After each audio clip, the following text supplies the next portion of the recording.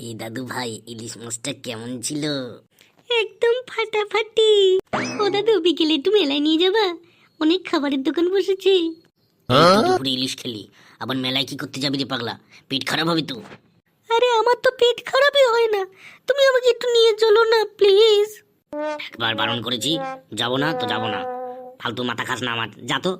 আচ্ছা বুড়ো, এই ব্যাপার। দাঁড়াও, ঠাম্মা আসুক। তুই কি শুধু আমাকে হুমকি দেখাস নাকি? কি বলবি? যা যা ইচ্ছা বল গিয়ে তোর ঠাম্মাকে। আচ্ছা, এই ব্যাপার। ঠিক আছে, ফ্রিজ থেকে যে মিষ্টিগুলো কে খেয়েছিল আমি কিন্তু সব জানি। দোষ আমার না সুগার, আমি কেন খেতে যাবো? কি সব ভুলভাল বকিস তুই?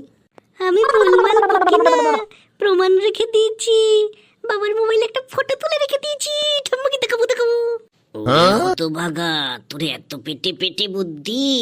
বুদ্ধি তো রাখতেই হবে দাদু।